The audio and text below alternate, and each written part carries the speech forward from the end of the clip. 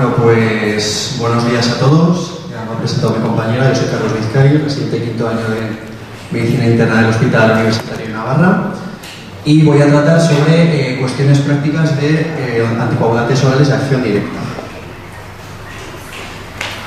Estamos ya con fallos técnicos.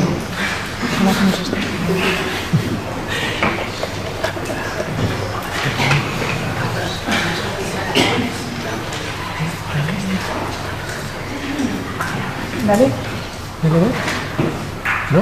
Ay, Carlos está apagado, creo. Lateral.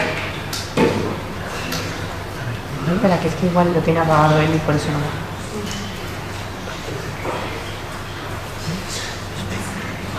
va. Ahora sí, sí. Vale. Entonces este es el esquema que voy a seguir. Empezaré con unas generalidades. Comentaré unas pinceladas de anticoagulantes orales directos en ECA no valvular y enfermedad trombóembólica venosa, unas pinceladas de situaciones especiales y terminaré con unas conclusiones. Todos sabemos que los anticoagulantes orales directos tienen numerosas ventajas con respecto a los antagonistas de vitamina K. Tienen un inicio de acción más rápido, una dosis fija, interaccionan poco con alimentos y con fármacos, no requieren monitorización, tienen una semivida corta. Y si bien es cierto que los antagonistas de vitamina K tienen antídoto, los anticoagulantes orales directos también. Para el dabigatran tenemos el idarucizumab y para los inhibidores del factor 10 es verdad que tenemos el Lamexanet alfa, pero en España todavía no lo tenemos comercializado. Unos apuntes de la farmacocinética de estos fármacos. Destacar que todos se absorben por vía intestinal por la glicoproteína P, que todos se eliminan por vía renal y se metabolizan por vía hepática en mayor o menor medida, destacando que el dabigatran es el que más se elimina por vía renal y el apixaban el que más se metaboliza por vía hepática, y que prácticamente todos comparten la vía del citocromo P3A4 a nivel hepático. Destacar que una vez que se empiecen estos fármacos hay que monitorizar a los pacientes y hacerles seguimiento cada 3-6 meses con hemograma, función renal y hepática. Mucho cuidado con fármacos inductores e inhibidores concomitantes de glicoproteína P y del citocromo P3A4, especialmente ciertos antiarrítmicos, ácidos antiepilépticos, y también mucho cuidado con estos fármacos porque atraviesan barrera placentaria y por lo tanto están contraindicados en embarazo y lactancia. Respecto a fibrilación auricular no valvular, este es el algoritmo de la Sociedad Europea de Cardiología para la anticoagulación en FA. Si tenemos un paciente con una FA con estenosis mitral moderada severa o una válvula mecánica, nos iremos directamente al sintrón. Si no tenemos este caso, ya habrá que valorar el riesgo de que el paciente tenga ictus a largo plazo con el CHAS-VASc. Si este es de 0 para varones o de 1 para mujeres, tendrá un bajo riesgo, por lo tanto no habrá que anticoagular. Si no cumple este criterio, habrá que valorar el riesgo hemorrágico de nuestro paciente con el HAS-BLED. Si el HAS-BLED es mayor o igual a 3, lo que nos está diciendo es que tiene un alto riesgo hemorrágico y que por lo tanto tenemos la oportunidad de indagar y de incidir en los factores modificables del paciente para que esta puntuación pueda bajar y que por lo tanto podamos anticoagular con más seguridad. Una vez que indaguemos en el riesgo hemorrágico de nuestro paciente, volveremos al CHAS-VASc. Si este es de 1 para varones o de 2 para mujeres, ya habrá que considerar anticoagular. Y si es de 2 para varones o 3 para mujeres, ya está recomendada la anticoagulación. Y aquí ya se especifica que está recomendado los anticoagulantes orales directos por encima de los antagonistas de la vitamina K. ¿Y por qué esto es así? Porque hace unos años se hicieron unos ensayos pivotales de estos fármacos que comparaban la anticoagulación en pacientes con fibrilación auricular de anticoagulantes orales directos en comparación con antagonistas de la vitamina K. Y lo que se vio fue que estos fármacos mostraron una reducción significativa en ictus y embolia sistémica, en riesgo de sangrado mayor, especialmente hemorragia intracraneal e ictus hemorrágico, con una disminución también de mortalidad por todas las causas. Como punto negativo, sí que es verdad que aumentaba el riesgo de hemorragia gastrointestinal con respecto a los antagonistas de la vitamina K. Y por lo tanto, las guías europeas de cardiología recomiendan utilizar estos fármacos en pacientes con fibrilación auricular no valvular antes que los antagonistas de la vitamina K, con recomendación 1A. Respecto a estos fármacos en enfermedad trombóembólica venosa, Este es el esquema típico de tratamiento de las guías americanas de hematología. La parte amarilla sería la primera semana de tratamiento, paciente con enfermedad tromboembólica venosa, inicialmente 7 días de tratamiento generalmente hospitalario. Después nos iremos al tratamiento primario entre 3 y 6 meses y después entraremos en el tratamiento en fase extendida a partir de los 6 meses generalmente, en los que habrá que valorar si nuestro paciente cumple criterios para seguir anticoagulando y cumplirá esos criterios siempre y cuando tenga alto riesgo de recurrencia, como por ejemplo un paciente que ha tenido una enfermedad tromboembólica venosa en el contexto de una trombosis no provocada. Al igual que en fibrilación auricular, tenemos también ensayos pivotales de anticoagulantes orales directos en enfermedad tromboembólica venosa comparados con antagonistas de la vitamina K. Lo que se ve es que el tratamiento de los 3-6 primeros meses, los ACOD, demostraban una eficacia muy similar en prevención de recurrencias y disminución de muerte en comparación con el Sintrom, y que tenían un mejor perfil de seguridad en comparación con antagonistas de la vitamina K en reducción significativa de sangrados mayores.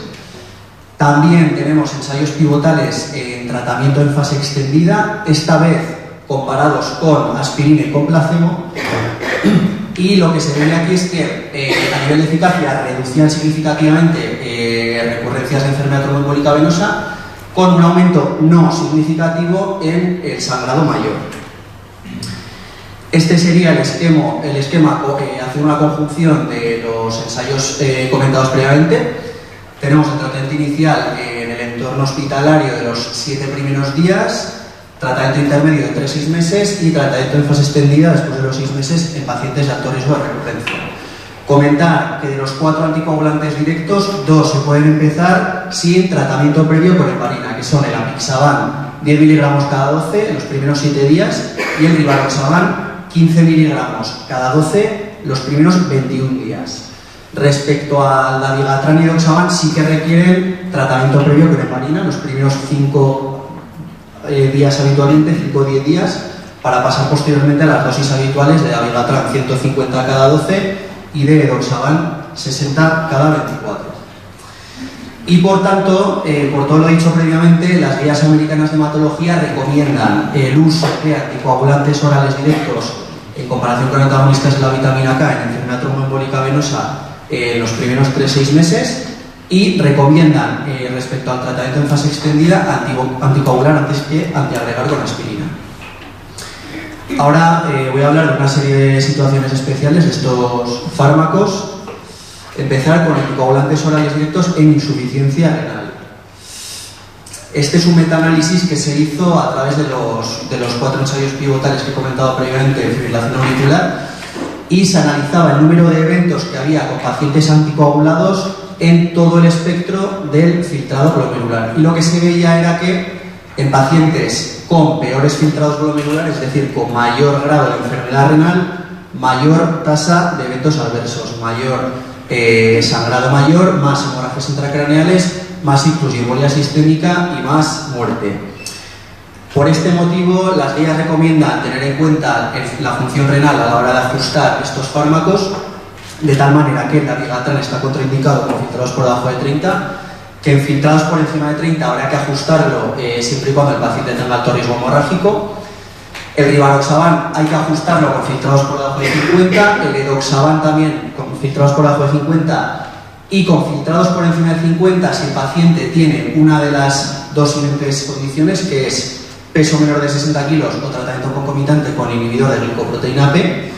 Y respecto al apixaban es el que mejor perfil de seguridad tiene a nivel renal, porque se ajusta con filtrados por debajo de 30 o con filtrados por encima de 30 si el paciente cumple dos de las 3 siguientes, que serían más de 80 años, peso menor de 60 kilos o creatinina mayor o igual a 0,5. Y destacar que estos fármacos, aparte del dabigatran, que no se puede dar en filtrados por debajo de 30, el resto no están recomendados con filtrados por debajo de 15. Respecto a pacientes con enfermedad tromboembólica venosa e insuficiencia renal, se hizo otro metaanálisis también muy similar al comentado previamente, con pacientes anticoagulados con distintos grados de insuficiencia renal. Y lo que se veía también era que pacientes con enfermedad renal más avanzada se veía más eventos de hemorragia mayor, más enfermedad metabólica recurrente y más muerte. Y por este motivo también el Ministerio de Sanidad, en un informe de posicionamiento terapéutico de hace apenas 10 días, lo que publicó fue que estos fármacos, pues en enfermedad tromboembólica venosa, también hay que tenerlos en cuenta a la hora de ajustar la función renal, con unas indicaciones muy similares a las que he comentado previamente. Respecto al anciano frágil, una situación muy típica en medicina interna, pacientes anticoagulados ancianos, cuando tenemos que anticoagular y cuando no merece la pena anticoagular. Lo que dicen las guías es que el balance riesgo-beneficio se inclina hacia el beneficio en todos aquellos pacientes ancianos, salvo que tengan dependencia severa, tengan demencia o tengan enfermedad terminal definida como enfermedad incurable con esperanza de vida inferior a 6 meses. Y en este sentido, la Sociedad Americana de Geriatría publica los criterios BIES, que es en relación a fármacos seguros o con mayor riesgo en el paciente anciano, y lo que vienen a decir es que los anticoagulantes orales directos son más seguros y eficaces en el anciano, pero que tenemos que tener cuidado porque aumentan el riesgo de hemorragia gastrointestinal tanto en dabigatran como en rivaroxaban. Por lo tanto, en pacientes ancianos tendremos que incidir especialmente en la toma de apixaban y edoxaban. Respecto a perioperatorio, una situación también muy habitual, especialmente en pacientes que podemos ver en interconsultas, paciente anticoagulado que va a operarse en los próximos días. Lo primero que tenemos que ver es si la operación que va a tener es una urgencia quirúrgica. Si es una urgencia quirúrgica, habrá que valorar el tratamiento con un reversor. Si no es una urgencia, habrá que ver si es necesario realmente suspender el anticoagulante. Si no es necesario, pues directamente se intervendrá al paciente. Si es necesario suspender, habrá que valorar riesgo tromboembólico de nuestro paciente. Si este es alto, se suspenderá el anticoagulante y sí que habrá que valorar una terapia puente, habitualmente con heparina. Si el riesgo es bajo o moderado, se suspende y en general no se hace terapia puente. Y la pregunta del millón, que siempre es ¿cuándo suspende el anticoagulante antes de la intervención? Pues sabemos que para el Sintrom suele ser alrededor del cuarto día, generalmente. Para anticoagulantes orales directos depende del riesgo hemorrágico del filtrado glomerular de nuestro paciente, pero a grosso modo, en términos medios, suele ser entre el tercer y el cuarto día antes de la intervención. Y la otra gran pregunta, que es ¿cuándo reintroduzco el anticoagulante? Pues esto va a depender del riesgo hemorrágico de nuestro paciente. Si este es bajo o moderado, habitualmente a las 24 horas de la intervención reintroduciremos el anticoagulante, y si este es alto, habitualmente a las 48-72 horas. Respecto al cambio de anticoagulante, está en una situación que de vez en cuando se puede dar a nuestros pacientes. Si queremos cambiar de antivitamina K a anticoagulante oral directo, lo que tenemos que hacer es primero suspender el antivitamina K y hacer un INR al día siguiente. Si este es menor a 2, en general podremos iniciar el anticoagulante oral directo. Si este está entre 2 y 2,5, generalmente se podrá empezar ya al día siguiente. Y si este es mayor de 2,5, habrá que hacer un nuevo INR a los 2 días. Una situación bastante infrecuente, pero que puede darse, anticoagulante oral directo, antivitamina K. En este caso, se inician simultáneamente y se hacen controles de INR hasta que este esté entre 2 y 3, momento en el cual ya se suspende el anticoagulante oral directo. Si queremos pasar de heparina a anticoagulante oral directo, es muy sencillo, simplemente dar la primera dosis de anticoagulante oral directo cuando tocara la próxima dosis de heparina, y a la inversa ocurre lo propio. Si queremos pasar de anticoagulante oral directo a heparina, la dosis de heparina será cuando tocará la próxima anticoagulante oral directo. Otra situación muy frecuente, paciente anticoagulado con hemorragia. ¿Cómo lo manejamos? Paciente anticoagulado con anticoagulante oral directo, lo primero, ver qué anticoagulante está tomando, qué dosis y cuándo ha sido la última dosis. En función de eso, ver el tipo de sangrado que tiene. Si es un sangrado mínimo, en general, con espaciar la próxima dosis o incluso suspender el anticoagulante sería suficiente. Si es un sangrado mayor, en general ya tendremos que hacer más medidas: hemograma, pruebas cruzadas, transfusión de concentrados de Matías, valorar transfusión de plaquetas si procede, hacer tranexámico se puede considerar. Si es un sangrado digestivo, considerar endoscopias. Y si este sangrado, aparte de ser mayor, puede comprometer la vida del paciente, es el momento en el cual está indicado la administración de antídoto. En este caso, el idarucizumab aquí en España se daría para el dabigatran, Como he dicho, el andexanet alfa todavía no lo tenemos para inhibidores del efecto 10A, y sí que podemos utilizar también en este tipo de situaciones el complejo protrombínico. Posteriormente tendremos que valorar el reinicio de la anticoagulación, que también es una gran duda que nos puede surgir, y en este sentido, pues lo de siempre, individualizar, hacer un balance de riesgo-beneficio.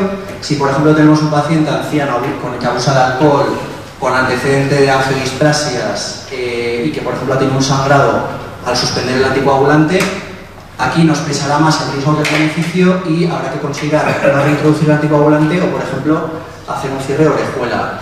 En el caso de que sí que se incline más el beneficio que el riesgo, se reiniciará el anticoagulante y se reiniciará lo antes posible. ¿Qué anticoagulante reintroduciremos generalmente? Si ha sido un sangrado, las guías recomiendan administrar anticoagulante oral directo que menos riesgo de hemorragia gastrointestinal tiene, que son el apixaban y el dabigatran 110 cada 12.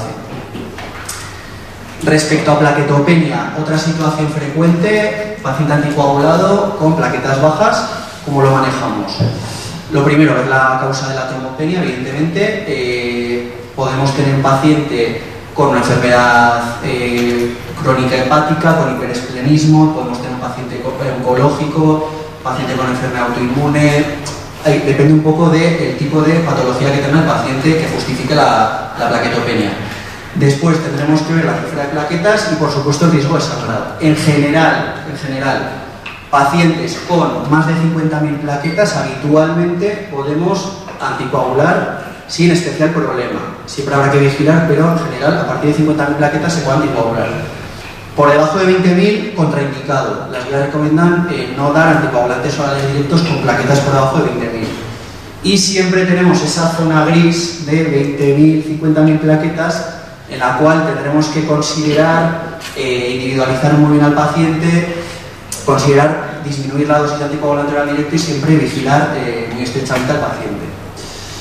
Una diapositiva de anticoagulantes orales directos y cáncer. Decir que se han hecho estudios en paciente oncológico con enfermedad tromboembólica venosa comparando anticoagulantes orales directos con el tratamiento habitual de la enfermedad tromboembólica venosa en el paciente oncológico, que es la heparina, y lo que se ha visto es que en general los anticoagulantes orales directos tienen una eficacia similar o incluso superior en prevención de recurrencias, con un riesgo similar de sangrado, destacando que este aumenta en pacientes con cáncer gastrointestinal y genitourinario. Y en pacientes con cáncer y fibrilación auricular, que estén anticoagulados con anticoagulantes orales directos, en general también individualizar, ver tratamientos concomitantes, ver tipo de cáncer y mismas recomendaciones. En general, considerar tratamiento de primera elección antes incluso que la heparina, excepto en pacientes con cáncer genitourinario o gastrointestinal. Y una diapositiva de anticoagulantes orales directos en distintos escenarios clínicos, de cuándo dar y cuándo no dar, fundamentalmente. En general, paciente que hay que considerar anticoagular, tenemos que ver situaciones en las cuales está contraindicado dar anticoagulantes orales directos. No sé si se aprecia muy bien la diapositiva. Pacientes con síndrome antifosfolípido, FA con estenosis mitral moderada severa, reumática, válvula mecánica o dispositivos de asistencia ventricular, contraindicados anticoagulantes directos. Paciente embarazada o en lactancia, contraindicados. En el caso de que no tengamos ninguna de estas circunstancias, si tenemos un paciente con una enfermedad renal avanzada, con filtrados por debajo de 15, en general no está contraindicado, pero no está recomendado administrar este tipo de fármacos. Y luego hay una serie de situaciones clínicas que aparecen ahí y son más de las que aparecen ahí, que no queda claro en la evidencia que tenemos actualmente si realmente está indicado dar este tipo de fármacos en pacientes que, por ejemplo, tengan trombosis asociada a catéter, trombosis de territorio esplénico, ictus criptogénico o, por ejemplo, trombo en ventrículo izquierdo. En este caso, no queda muy claro si hay evidencia que respalde el beneficio de este tipo de fármacos en estos pacientes. Así que ya para acabar, 5 ideas de conclusiones.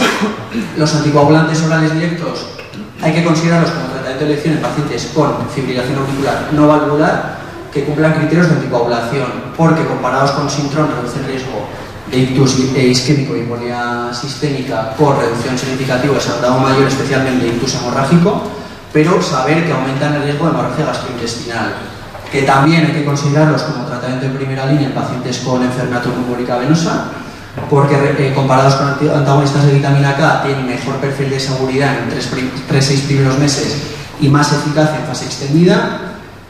Destacar las situaciones en que no deben usarse: síndrome antifosfolípido, FA con estenosis mitral, reumática o válvula mecánica, insuficiencia renal con filtrados por debajo de 15, hepatopatía avanzada, fármacos como por ejemplo ciertos antiepilépticos, plaquetopenia por debajo de 20.000, embarazo o lactancia. Que en el paciente anciano son los fármacos anticoagulantes más seguros y eficaces, especialmente apixaban y edoxaban, que no deben usarse en pacientes con dependencia severa, demencia avanzada o enfermedad terminal, y que en pacientes con cáncer y enfermedad tromboembólica venosa y o FA hay que considerarlos como tratamiento de elección siempre y cuando el paciente tenga un riesgo hemorrágico bajo y no tenga cáncer ni gastrointestinal ni genitourinario. Muchas gracias.